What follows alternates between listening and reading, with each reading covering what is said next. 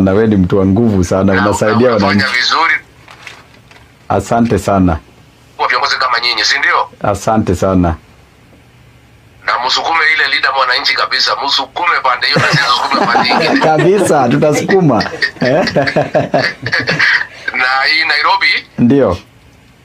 Asante, niliona umeenda kotini kutetea watu wetu wanabomolewa na nini, na ni jamii ya Wakikuyu napigwa. Wewe bibi yako ni Mkikuyu, usaidie hiyo Wakikuyu, tumekupatia bibi.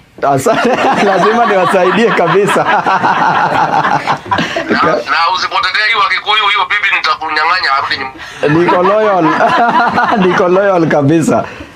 Na ujue sasa kama umeoa Mkikuyu. Ndio. Kulipa dowry is a continuous process. Sasa ukiniona unalipa dowry kwa hiyo mshahara. Hii haishangi. Hapa nichukue ni kuachia watoto peke yako wabeke hapo. So, hii maneno ya ubomoaji ya Nairobi babu. Ndio. Tusaidiane kwa sababu watu wetu wamekuwa targeted na huyu Kasongo, anataka ati Wakikuyu wahame Nairobi na hatuwezi kubali. Kwa hivyo wewe pia usaidie pande hiyo na sisi tusaidie pande nyingine, si ndio? Tutawashikilia kabisa. Kabisa. Na wewe ni kijana ndio usiogope, endelea usiogope. Asante sana. Asante Excellency. Okay, mheshimiwa. Asante. Thank you so much, Your Excellency.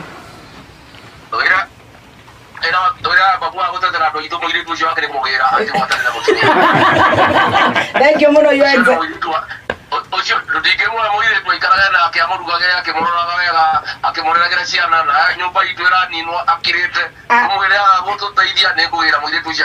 Atotindikite muno netonyitereire muno, Your Excellency.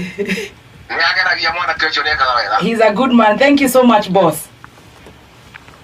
Thank you. Nitugukuoya ciana cigana ona tutamchukulia watoto kadhaa, kwa hivyo wewe endelea tu kutuma, endelea kutuma wale tukichukua. Kameme. Hello.